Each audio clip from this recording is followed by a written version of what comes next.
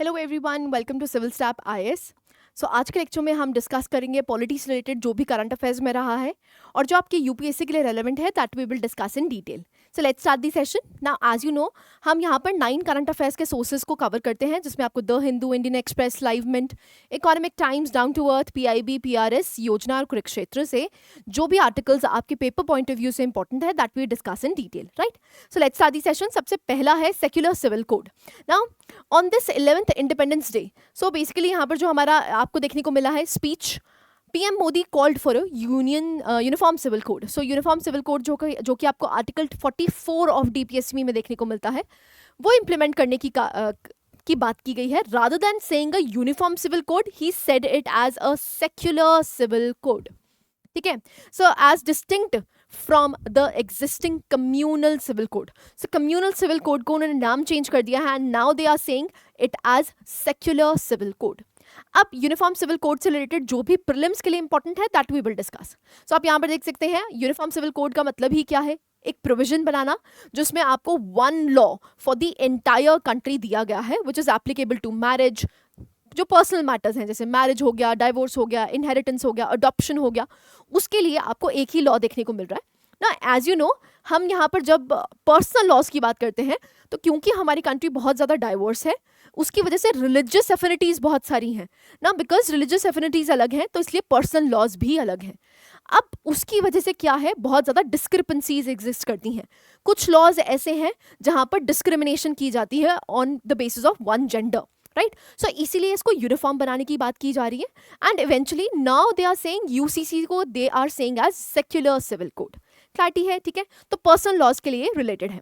Now currently separate personal laws are applied, separate personal laws यहाँ पर apply होते हैं एंड इवन सुप्रीम कोर्ट ने 2019 में ये कहा था कि जो गोवा है, क्योंकि गोवा हमारी सबसे पहली स्टेट बन जाती है जिन्होंने यूसीसी को इम्प्लीमेंट किया था, इसको कहा था it is a shining example. Now दूसरी स्टेट आपको उत्तराखंड देखने को मिलती है जहाँ पर यूसीसी को लागू कर दिया गया है, राइट। सो इसीलिए सुप्रीम कोर्ट ने भी बार बार रिआइट्रेट किया है कि we need a uniform civil code, जिससे कि हम जस्टिस आसानी से पहुंचा सकें, क्योंकि पर्सनल लॉज सबके अलग हैं, जिसकी वजह से आपको डिस्क्रिपेंसीज देखने को मिलती हैं and eventually bar bar supreme court ने भी कहा है कि हमें क्या चाहिए, एक यूनिफॉर्म सिविल कोड चाहिए, राइट। नाउ कॉन्स्टिट्यूशनल प्रोविजंस की अगर बात करते हैं तो एज आई टोल्ड यू, यहाँ पर आर्टिकल 44 ऑफ डीपीएसपीज आपको देखने को मिलता है, जहाँ पर स्टेट को रिआइट्रेट किया गया है कि आपको सिविल कोड लेके आना है। So it states that state shall endeavour to secure for the citizens a uniform civil code throughout the territory. ठीक है जी, so it is under the DPSP.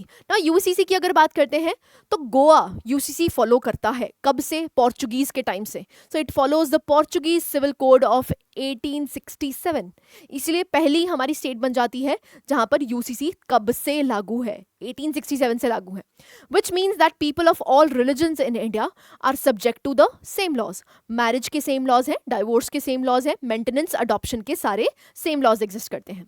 Goa Daman and Diu administration act of 1962, which was passed after Goa joined the union as a territory in 1961, gave Goa permission to apply for the civil code. So उनको civil code apply किया गया है। जैसे states की अगर बात करते हैं, Gujarat, Madhya Pradesh and Assam have also expressed the willingness, ये भी विलिंगनेस इनको फेवर कर रही, ये जो स्टेट्स हैं ये भी कह रहे हैं कि हम यूनिफॉर्म सिविल कोड लेके आएंगे। Now what are the arguments in favour, क्या फेवर में आर्ग्यूमेंट्स लिख सकते हैं। सबसे पहले यूनिफॉर्मिटी इन गवर्नेंस, गवर्नेंस में आपको यूनिफॉर्मिटी दिखने को मिलेगी। कल को किसी का डाइवोर्स हो रहा है, मेंटेनेंस के लिए बात हो रही है, इनहेरिटेंस के लिए बात हो रही है, तो आपको अलग अलग पर्सनल लॉज को अप्लाई करने की जरूरत नहीं है। यहाँ पर एक ही लॉ होगा और सभी के लिए सेम लॉ एप्लीकेबल होगा, चाहे फिर वो किसी भी रिलीजियस डिनोमिनेशन से बिलोंग करते हो। नेक्स्ट अगर हम बात करते हैं विमेन के राइट्स, देखो कुछ ऐसे पर्सनल लॉज हैं जहां पर विमेन डिस्क्रिमिनेटेड है, स्पेशली जब आपको मुस्लिम पर्सनल लॉज देखने को मिलते हैं, वहां पर जो विमेन का स्टैचर है वो आपको लोअर देखने को मिलता है, तो विमेन के राइट्स की भी बात होगी। ऐसे ही सेक्युलरिज्म का कॉन्सेप्ट जो है, क्योंकि हमारे यहाँ पर स्टेट और रिलीजन को सेपरेट नहीं रखा गया है, रादर हम एक सेक्युलर कंट्री है जिसमें स्टेट एक्टिवली इंटरवीन करता है रिलीजियस अफेयर्स में। सो यहाँ पर आपको देखने को मिलता है सेक्युलरिज्म जो है वो भी ऑल सिटीजन्स को इक्वली ट्रीट करेगा। इंटरनेशनल इमेज की बात करते हैं तो यस, इंटरनेशनली हमारी इमेज काफ़ी ज़्यादा स्ट्रांग हो जाएगी। यहाँ से हमें पता चलेगा कि जो हमारे पर्सनल लॉज हैं जो अलग अलग थे अब वो यूनिफॉर्म हो चुके हैं। सुप्रीम कोर्ट की जजमेंट भी आपको देखने को मिलती है, बहुत ही फेमस केस है which is known as Shah Bano case ना। शाह बानो केस में भी ये कहा था कि जो स्टेट है उसको इंप्लीमेंट करना चाहिए यूसीसी एंड एक नेशनल स्पिरिट को ये प्रमोट करता है। तो देखो आर्ग्यूमेंट्स इन फेवर काफ़ी सारे हैं लेकिन इसके काउंटर आर्ग्यूमेंट्स भी हैं। सो अगर हम आर्ग्यूमेंट्स अगेंस्ट की बात करते हैं तो सबसे पहले प्लूरैलिटी इन एग्जिस्टिंग लॉज। देखो बहुत सारे हमारे यहाँ पर पर्सनल लॉज एग्जिस्ट करते हैं जिसकी वजह से यहाँ पर बहुत ज़्यादा कम्बरसम हो जाएगा, क्योंकि यहाँ पर आप क्या करोगे, जो स्टेट है वो रिलीजन में काफ़ी ज़्यादा इंटरफेयर करेगी जो कि एक्सेप्टेबल नहीं होगा बहुत सी कम्युनिटीज़ के लिए, इसलिए बड़ा मुश्किल है इसको इम्प्लीमेंट करना। It is very tough, right. ऐसे ही issues with implementation that I have told you, implement करना बहुत ही ज़्यादा टफ होगा क्योंकि जो रिलीजियस कम्युनिटीज़ हैं they follow their own personal law. तो इसको मनाना सारी जो इवन ट्राइबल कम्युनिटीज़ हैं, क्योंकि ट्राइबल कम्युनिटीज़ डिस्टिंक्ट कल्चर है उनका, जो उनके कस्टमरी लॉज हैं उनको प्रिवेल करवाया जाता है। अब जो कस्टमरी लॉज हैं उसको भी डीरेल करना पड़ेगा और इंप्लीमेंट करना पड़ेगा यूनिफॉर्म सिविल कोड, जो कि मुश्किल है, इंप्लीमेंटेशन करना मुश्किल है। Challenge for law and order maintain करना भी बड़ा मुश्किल हो जाएगा। अगेंस्ट कॉन्स्टिट्यूशनल प्रोविजन, क्योंकि आर्टिकल 25 और 26 क्या देता है, रिलीजियस फ्रीडम देता है। तो एक तरह से ये फंडामेंटल राइट को ही क्या करेगा, डैमेज करेगा, राइट। तो ये भी इशू आपको देखने को मिलता है। फियर अमंग माइनॉरिटीज, जो माइनॉरिटीज हैं वो फियर करती हैं कि लॉ जो होगा, जो भी लॉ बनाया जाएगा वो किसको फेवर करेगा, वो हिंदुओं को फेवर करेगा, मेजॉरिटी को फेवर करेगा। तो माइनॉरिटीज जो हैं वो इस डर में हैं कि हमारे लिए जो लॉ लाया जाएगा या यूनिफॉर्म सिविल कोड जो बनेगा वो पक्ष किसका रखेगा, वो हिंदुओं का पक्ष रखेगा, मेजॉरिटी का पक्ष रखेगा, राइट। ऐसे ही अगर हम लॉ कमीशन ऑफ इंडिया की बात करते हैं तो उन्होंने भी स्टेट किया है कि अभी फॉर द टाइमिंग यूसीसी की ना जरूरत है ना ही हमें इंप्लीमेंट करना चाहिए, ठीक है। तो लॉ कमीशन ने भी ये कहा है, it is neither necessary nor desirable. Clarity है, क्योंकि हम खुद अपने आप को क्या बोलते हैं, we are a diverse country. If we are a diverse country तो एक यूनिफॉर्म लॉ एप्लीकेबल कर देना इट इज नॉट जस्टिफाइड, ठीक है। इसीलिए आपको देखने को मिलता है इसके अगेंस्ट आर्ग्यूमेंट्स हैं। क्लैरिटी है। Now practice an MCQ regarding this UCC के लिए। सो आपसे यूसीसी के बारे में पूछा गया है, in India draws inspiration from right to equality. After the implementation of UCC in India, issues related to freedom of religious expression and worship will easily be addressed. Implementation of UCC would promote social equality by removing differences in law based on religion. आपको correct statements बताना है, only one, only two, all three, or is it D, none? हाँ जी, आप statement को यहाँ पर basically question को, video को पॉज कर सकते हैं और अपने क्वेश्चन को अटेम्प्ट कर सकते हैं। हाँ जी, वील सी दी आंसर आपको देखने को मिलता है, इट इज बी। ना देखो यहाँ पर लिखा गया है, after the implementation of UCC in India, issues related to freedom of religious expression and worship will easily be addressed, ठीक है। तो यहाँ पर आप देख सकते हैं ये एक तरह से आपको इनकरेक्ट स्टेटमेंट देखने को मिलती है। Implementation of UCC would promote social equality, ये बिल्कुल ठीक है, क्योंकि differences in law that is based on religion. देखो यहाँ पर जो थर्ड स्टेटमेंट है वो इनकरेक्ट हो जाती है, क्योंकि जब हम यूसीसी की बात करते हैं तो यहाँ पर कोई रिलीजियस बेस सेग्रीगेशन नहीं है, क्योंकि जब हम यूसीसी की बात कर रहे हैं तो हम किसकी बात कर रहे हैं, जो पर्सनल लॉज एग्जिस्ट करते हैं। कौन से लॉज एग्जिस्ट करते हैं, पर्सनल लॉज एग्जिस्ट करते हैं, जिसमें आपको मैरिज की बात देखने को मिल रही है, डाइवोर्स की, इनहेरिटेंस की, मेंटेनेंस की, अडॉप्शन की, उसकी बात की गई है रादर दैन रिलीजन। इसीलिए जो आपका थर्ड स्टेटमेंट है वो गलत हो जाता है, बाकी दो स्टेटमेंट्स बिल्कुल ठीक है, ठीक है। सो आप देख सकते हैं, concept of UCC in India draws inspiration from right to equality. Yes, right to equality से इंस्पिरेशन ली जाती है और यूसीसी को इंप्लीमेंट करने की बात की गई है।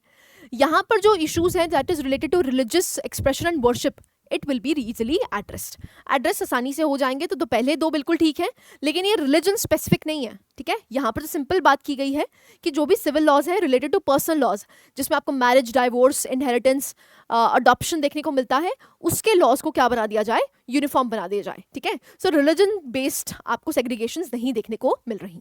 क्लैरिटी है। सो आंसर बन जाता है ओनली 2। नेक्स्ट आता है that is bail is rule and jail is exception. ना बेसिकली सुप्रीम कोर्ट ने ये आपको आइडेंटिफाई किया है कि अगर हम बेल की बात करते हैं तो जो बेल है वो रूल है, राइट नहीं है। There is a difference between this. Right का मतलब कि आपका हक बनता है, हक नहीं है। लेकिन अगर आपके पास कोई ऐसे एविडेंसेस नहीं हैं तो आपको यहाँ पर बेल दे देनी चाहिए according to the rule. Clarity है? सो बेल जो है वो एक रूल है और जेल जो है वो एक एक्सेप्शन है। क्यों? क्योंकि जब आपको जेल में रखा जाता है तो आपकी जो इंडिविजुअल लिबर्टी है वो आपको डैमेज करी जाती है, जो आपको आर्टिकल 21 के तहत दिया जाता है। तो जो आपकी इंडिविजुअल फ्रीडम है उसको कर्टेल किया जाता है। तो यहाँ पर ये कहा गया है कि जो बेल है वो रूल है, लेकिन जेल जो होनी चाहिए वो कैसी होनी चाहिए? एक्सेप्शन होनी चाहिए। राइट? सो की ऑब्जर्वेशंस आप देख सकते हैं, क्योंकि मैंने आपको बताया कि जो पर्सनल लिबर्टी है वो ये उसको डैमेज करता है आर्टिकल 21 में जो दे रखा है। तो अगर आप किसी को जेल में रख रहे हैं तो आप उससे क्या वायलेट कर रहे हैं? आप उसका आर्टिकल 21 वायलेट कर रहे हैं। क्लैरिटी है ना? बेल के बारे में जान लेते हैं। तो बेल जो है वो एक फंडामेंटल आपको देखने को मिलता है एस्पेक्ट है क्रिमिनल जस्टिस सिस्टम का, and it is designed to ensure that the accused person is not deprived of their personal liberty. Article 21 इसको गारंटी करता है। टाइप्स ऑफ बेल की अगर बात करते हैं तो रेगुलर बेल, इंटरिम बेल और एंटिसिपेटरी बेल देखने को मिलती है।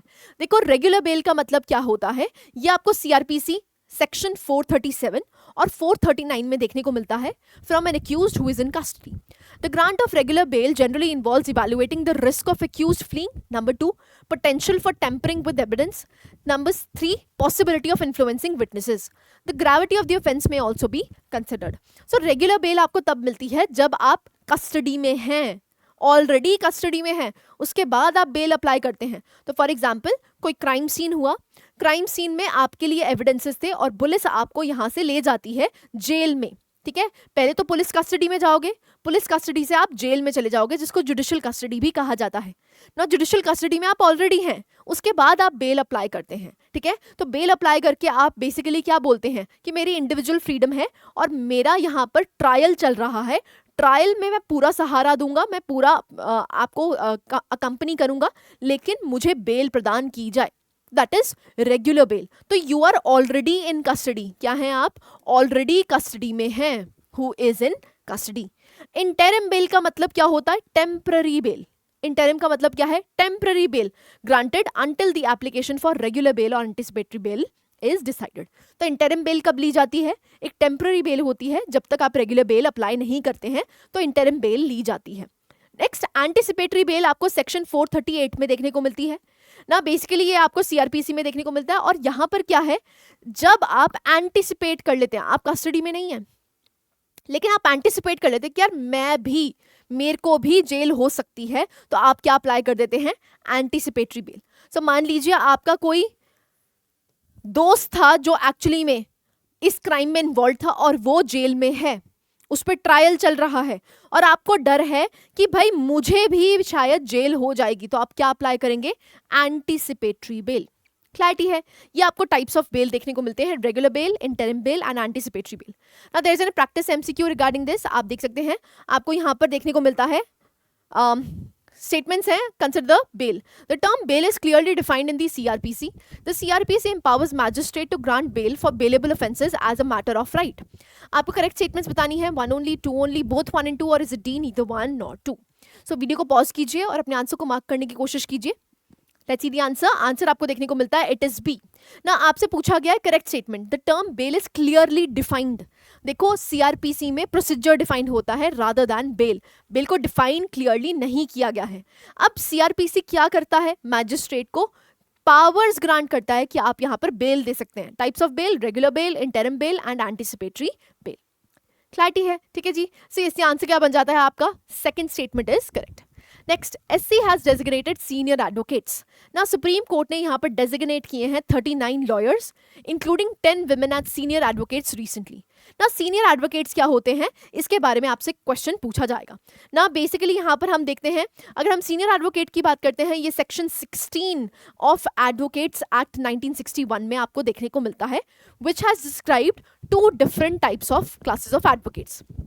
नाउ एक सीनियर एडवोकेट हो गए और एक अदर एडवोकेट्स हो गए। तो सेक्शन 16 ऑफ एडवोकेट्स एक्ट में आपको senior advocate as a terminology देखने को मिलती है, जिसमें 2 कैटेगरीज के लॉयर्स हैं, एक सीनियर एडवोकेट्स, एक अदर लॉयर्स। ठीक है जी। Now the designation of senior advocate is a mark of excellence to advocates. So basically जो एक्सीलेंट होते हैं और जिनके पास अच्छा एक्सपीरियंस होता है, उनको यहाँ पर सीनियर एडवोकेट एक्नॉलेज कर लिया जाता है। कौन एक्नॉलेज करता है? कोर्ट्स एक्नॉलेज करती हैं, ठीक है जी। तो चाहे हाई कोर्ट चाहे सुप्रीम कोर्ट यहाँ पर एक्नॉलेज करती हैं कि ये क्या है, ये सीनियर एडवोकेट है, ठीक है जी। Now section 16 also states that senior advocates may be subject to certain additional restrictions. कुछ एडिशनल रिस्ट्रिक्शंस हैं, जैसे they are barred from filing a vakalatnama. वकालतनामा ये साइन नहीं कर सकते हैं, ये रिस्ट्रिक्शंस हैं इनके ऊपर अगर कोई सीनियर एडवोकेट है। Appearing before a court without a junior और एन एडवोकेट ऑन रिकॉर्ड, तो एडवोकेट ऑन रिकॉर्ड इनके साथ होना चाहिए। Doing drafting work, they can not do the drafting work. और directly accepting briefs for cases from clients, so ये briefs भी नहीं ले सकते हैं because they are senior advocates. तो सीनियर एडवोकेट्स को कुछ रिस्ट्रिक्शंस हैं, याद रखना है, ये लिबर्टीज नहीं है, ये रिस्ट्रिक्शंस दे रखी हैं। तो ये एडिशनल रिस्ट्रिक्शंस आपको सेक्शन 16 में देखने को मिलती हैं ना। अगर हम बात करते हैं रिकमेंडेशन, जो चीफ जस्टिस ऑफ इंडिया है along with any other supreme court जज can recommend in writing the name of an advocate for the designation. तो यहाँ पर सीजीआई और जो भी सुप्रीम कोर्ट के जज हैं वो डेजिग्नेट कर सकते हैं किसी को भी एज अ सीनियर एडवोकेट। ना न्यू गाइडलाइंस जो हैं they prescribe the minimum age as 45 years to apply for senior advocate designation. आपका जो मिनिमम एज है वो 45 ईयर्स होना चाहिए। दिस एज लिमिट में however B relaxed by the committee for designation. Relax कर दी जा सकती है, ऐसा मैंडेटरी नहीं है, लेकिन आपको यहाँ पर एज कितनी दे रखी है? 45 ईयर्स। ग्रेडिंग की अगर बात करते हैं, applicants for designation are graded out of 100 marks. 100 marks से इसको ग्रेड आउट किया जाता है। Now practice an MCQ regarding this. Now आपसे सीनियर एडवोकेट्स के बारे में पूछा है। These are advocates who are designated as senior advocates by the Supreme Court of India or by any other high court. The court can designate any advocate with his consent as senior advocate. आपको statements बतानी है, one only, two only, both one and two, or is it D? Neither one nor two. Again video को pause कीजिए और अपने answer को mark कीजिए। Let's see the answer आपको सी देखने को मिलता है, बोथ 1 and 2, ठीक है, दोनों ही ठीक है, क्योंकि यहाँ पर जो एडवोकेट्स हैं उनको डेजिग्नेट कौन करता है सीनियर एज सीनियर? सीजीआई। अगर हम सुप्रीम कोर्ट की बात करते हैं, सीजीआई प्लस दी सुप्रीम कोर्ट जज और एनी अदर हाई कोर्ट जज, एंड इवेंचुअली यहाँ पर जो कोर्ट है वो डेजिग्नेट करता है किसी भी एडवोकेट को विद हिज और हर कंटेंट कि भाई ये सीनियर एडवोकेट होंगे या फिर अदर एडवोकेट्स की कैटेगरी में आएंगे। क्लैरिटी है, ठीक है जी। आंसर क्या बन जाता है? सी। नेक्स्ट आता है protection of civil rights act. So Adivasis basically they have included as persons professing the Hindu religion in the Protection of Civil Rights Act the government told the parliament. So जो आदिवासीज हैं उनको भी आप देख सकते हैं प्रोटेक्शन ऑफ सिविल राइट्स के act के तहत रखा गया है। जो मिनिस्टर्स रिस्पॉन्स है comes amid the ongoing debate over whether adivasis और tribal people of the country can be categorise as practising Hindu. उन्होंने बोला है, इनको कैटेगराइज किया है, जो ट्राइबल्स हैं, जो आदिवासीज हैं, उनको क्या कहा गया है? That they practice a religion which is known as Hinduism. Though ये हिंदुइज्म से थोड़ा, क्योंकि देखो हिंदुइज्म इज वेरी वास्ट, ठीक है, यहाँ पर बहुत से आइडियोलॉजीज हैं जो अलग अलग आइडियोलॉजीज को मानते हैं, तो इनके भी अलग अलग सेक्ट्स हैं, क्योंकि ट्राइबल कम्युनिटीज है डिस्टिंक्ट कम्युनिटी। तो ये कहा गया है कि भाई इनको क्या प्रैक्टिसिंग हिंदू मान सकते हैं?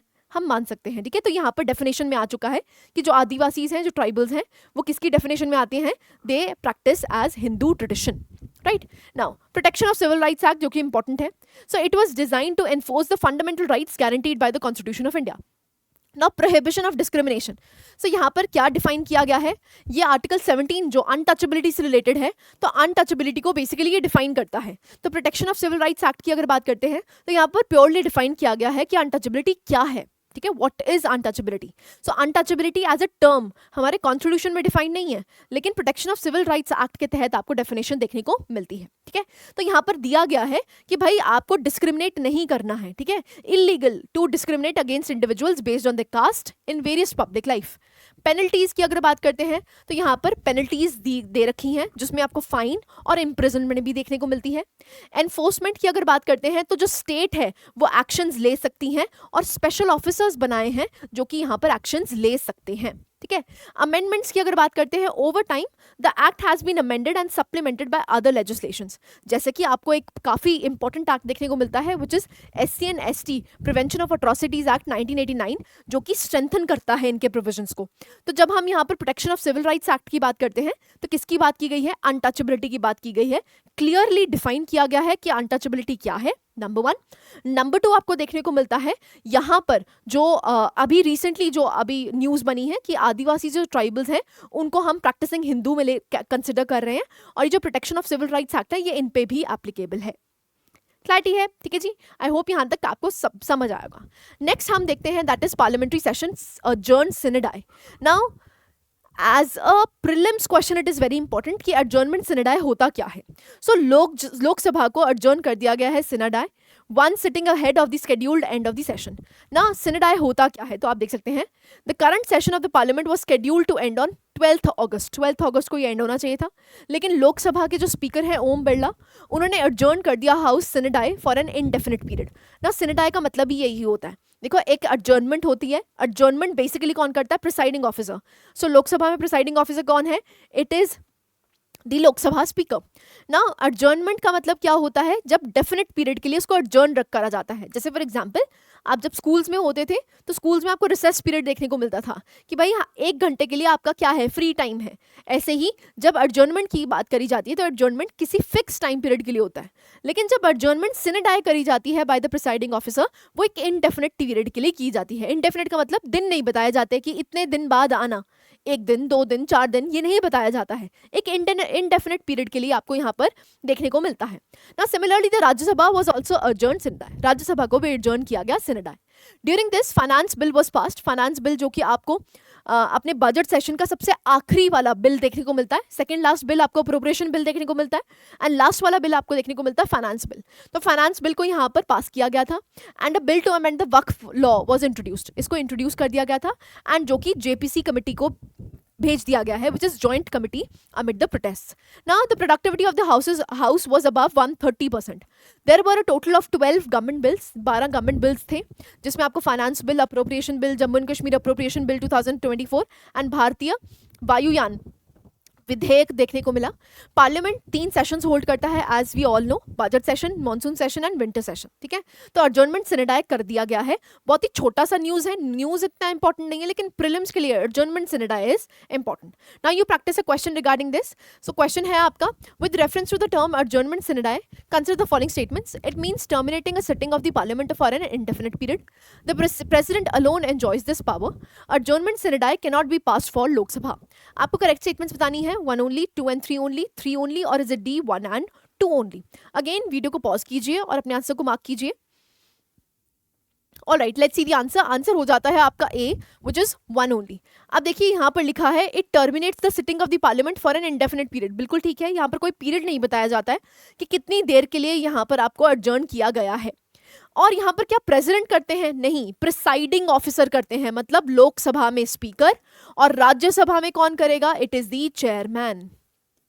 ठीक है, सो प्रेसिडेंट नहीं करते हैं, इसलिए सेकंड स्टेटमेंट गलत हो जाती है. The adjournment sine die can not be passed. No, it can be passed. ठीक है, राज्यसभा में आपको एडजर्नमेंट सिनेडाई देखने को मिलता है, लेकिन वहां पर एडजर्नमेंट सिनेडाई कौन करेगा? Presiding officer. और वहां पर प्रिसाइडिंग ऑफिसर कौन है? चेयरमैन. क्लैरिटी है जी? ठीक है, इसलिए आंसर क्या बन जाता है आपका? 1 ओनली. आई होप यहां तक आपको समझ आए. नेक्स्ट हम मूव करते हैं, that is no confidence motion against vice president. ना एज यू नो, जो 50 ऑपोजिशन एमपीज हैं, यहाँ पर उन्होंने साइन किया है एक resolution for a no confidence motion against the vice president Jagdeep Dhankhar. Now the opposition accuses the chairman making personal remarks against the member, violating Rule 238 Clause 2 of the Rajya Sabha, which prohibits personal charges against members. Now as you know, यहाँ पर जो जगदीप धनखड़ है, उन्होंने यहाँ पर कुछ personal comments दिए थे जया बच्चन के रिगार्डिंग. सो वहाँ पर आपको काफ़ी ज़्यादा डिस्प्यूट अराइज होता हुआ दिखा and eventually what they want to bring a no confidence motion.